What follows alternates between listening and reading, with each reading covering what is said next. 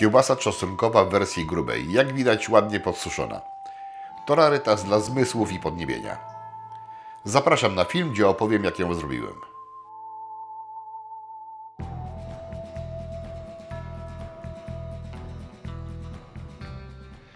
Witam Was serdecznie w grudniowe popołudnie. Za oknami niestety zamiast śniegu to deszcz i to całkiem mocno leje, no ale jak to stwierdzenie klasyka czy klasyczki znamy, taki mamy klimat. Przede mną łopatka, szynka wieprzowa i całkiem fajny, ładny, chudziutki boczek. Zrobię sobie z tego kiełbasę grubą, kiełbasę głównie czosnkową, ale będą tutaj także inne smaki. Czy ten film zdoła się przed świętami ukazać? Nie jestem w stanie przewidzieć. Trochę tych materiałów mam nagranych i mogę nie zdążyć z tym, z montażem, z wykonaniem i nie zmieścić go też w terminarzu, bo też plany już jakieś są inne. A kiełbaskę zrobić trzeba. Nie przed, to się po ukaże, nie ma problemu. Przyda się na Sylwestra, przyda się na inne święta. Dla mnie to będzie jeszcze jedna kiełbasa świąteczna. Co z tym będę robił? Boczek jest ładny, więc w całości zmielę na 8 mm. Z szynki i z łopatki pookrawam tak zamaszyście wszystkie tłuszczyki i jakieś takie gorsze kawałki mięsa, bardziej poprzerastane, i to zmielę na drobnym. Następnie całą resztę, tak, dobrze, myślałem, że się pomyliłem. Całą resztę podzielę na dwie części i część zmielę na sitku 13 mm, a część pokroję nożem. Także będzie krojone na 8, będzie mielone na 8, będzie mielone na drobnym, będzie mielone na grubych oczkach, czyli 10 albo 13, i część będzie krojona nożem. To wszystko zmieszam. Mniej więcej to powinny być równe proporcje, ale dla samej istoty tej kiełbasy większego znaczenia to nie ma. Byle w zdecydowanej przewadze nie były te grube kawałki, bo może być problem ze spójnością w grubej kiełbasie, jeżeli tego grubo krojonego byłoby zbyt dużo. A musi być, bo duże kawałki mięsa w kiełbasie się oczywiście znaleźć muszą. Czosnkowa, no bo na te 7,5 kg mięsa łącznie to jest 3 kg szynki, 3 kg łopatki i 1,5 kg boczku. Dałem taką dużą główkę do dość siarczystego czosnku. On faktycznie jest mocny. Ona nieobrana ważyła 70 gramów, więc z tego czosnku jest naprawdę sporo i na pewno on tu będzie dominował. Ale jest też pieprz w ilości 3 łyżeczki, są też 3 łyżeczki papryki ostrej. Soli jest 130 gramów i jest to pół na pół zwykła i peklująca. Wy możecie sobie dać wedle własnego uznania, bo są różne poglądy na ten temat. Ja azotyny staram się ograniczać, a zupełnie ich nie eliminuję, bo nie mam kontroli w 100% nad mięsem. Gdybym sam je hodował, gdybym sam je badał, to miałbym kontrolę większą, a tak niestety nie jest. W przyprawach jeszcze jest gałka muszkatałowa i kolendra mielona po 1 łyżeczce. W ilości w gramach to zapraszam na bloga, link w opisie filmu, tam będzie to rozpisane na kilogram, na gramy, jeżeli ktoś potrzebuje, no bo nie musicie robić z takiej ilości, z jakiej wykonuję ja. Wystarczy gadania, muszę odnaleźć mój nóż, bo gdzieś tu go nie ma, zaraz go znajdę, zacznę to dzielić, kroić, mielić, no i zobaczymy się za jakiś czas. Resztę w narracji opowiem. Teraz nie będę tracił Waszego czasu, nie będę też tracił swojego, słuchawki na uszach, bo czas trzeba oszczędzać. Książka do ucha, nóż w rękę i działamy. Mięso oczyszczam i porcjuję. Najładniejsze kawałki kroję nożem na kostkę 3-4 cm.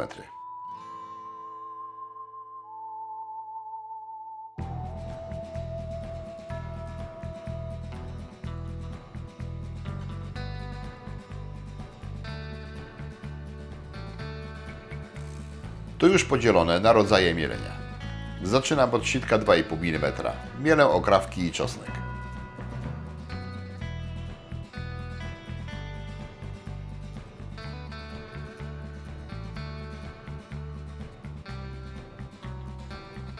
Potem na 8 mm boczek i oczyszczone mięso na 13 mm.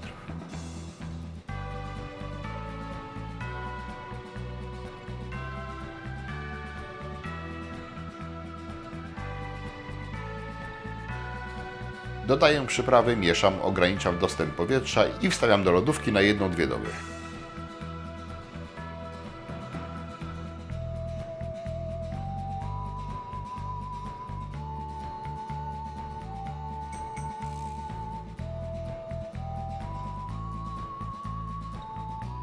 Po tym czasie przygotowuję około 0,4-0,5 litra płynów. U mnie jest to pół na pół woda i wywar mięsa kostny, który miałem pod ręką. Przygotowuję też osłonkę białkową 65 mm, mocząc ją w lekko osolonej wodzie. Przyniosłem mięso z lodówki i zachwycam się jego czosnkowym aromatem.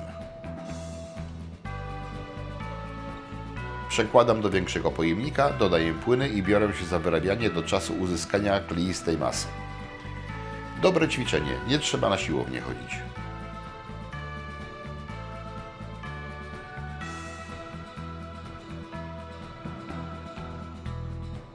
Ładuję na dziewarkę i napełniam osłonki białkowe.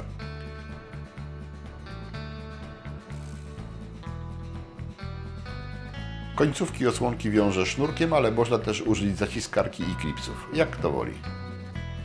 Osłonki napełniam solidnie, a długość kiełbas dostosowuję do użytej wędzarni i warnika, w którym będę parzył.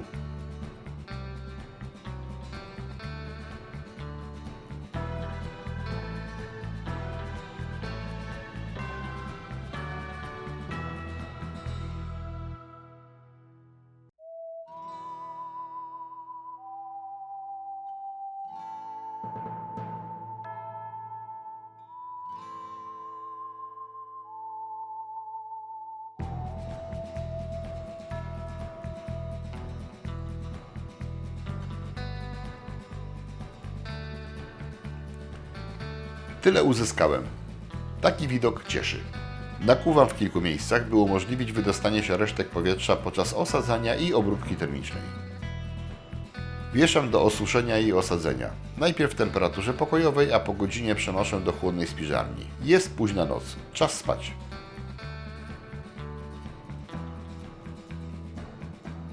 Następnego dnia biorę się za wędzenie już po południu. Taki scenariusz napisało życie.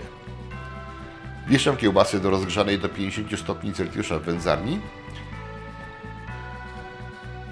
a po pół godzinie uruchamiam generator dymu, do którego wsypuję zrębkę bukową.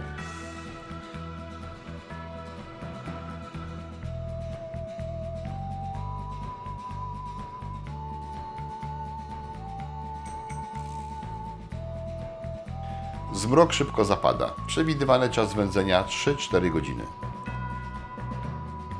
Trzeba obserwować i w razie potrzeby wydłużyć. Tak jak ja po 3 godzinach, bo jeszcze kolor słaby. Sam generator dymu rozgrzewa mojego borniaka do ponad 60 stopni Celsjusza, mimo chłodu. Dobra izolacja.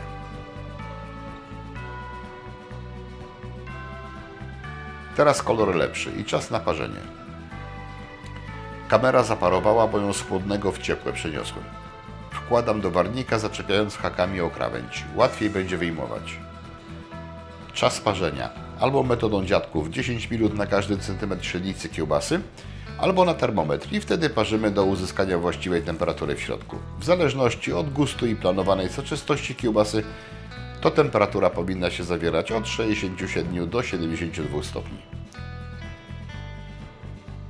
Wodę utrzymuję w okolicy 80-85 stopni.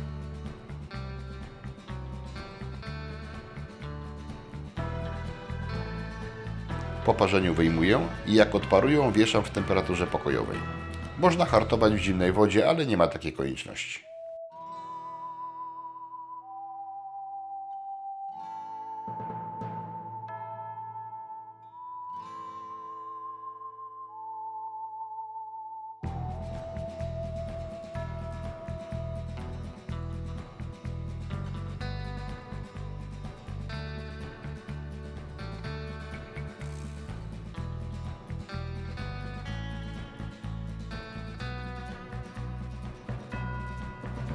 Wieszam na dobę, a potem przenoszę do chłodnej spiżarni na kilka dni. Warto poczekać, aż trochę podeschnie.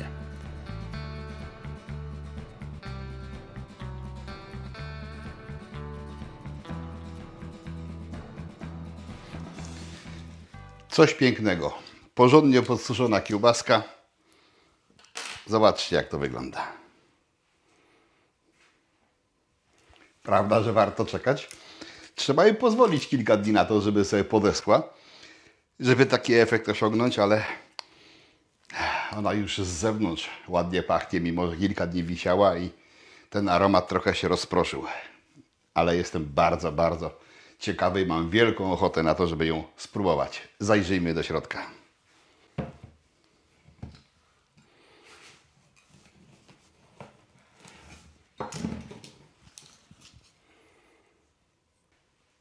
Tak to wygląda w środku. Duże, ładne kawałki mięsa. Aż trzeba jejku, jakiś zapach z tego się wydobywa. Trzeba ukroić plasterek. Zdjąć skórkę. Bo to osłonka białkowa niejadalna.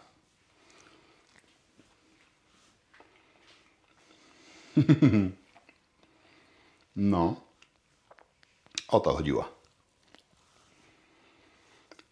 Fajna, pyszna, wyrazista, bardzo smakowita.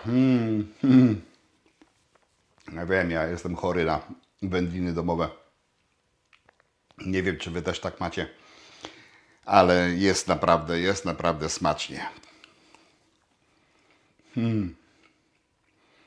Dobra. Widzicie moją minę, moje zadowolenie. To mówi chyba samo za siebie. Ukroję parę plasterków do zdjęcia. Kurde, ale mi ślina cieknie. Muszę przełknąć. Ukroję parę plasterków do zdjęcia. Was zapraszam na kolejne odcinki. Jak się podobało, dajcie łapkę w górę. I róbcie wyroby domowe, bo domowe było, jest i będzie lepsze. I zawsze wiemy, co w środku jest.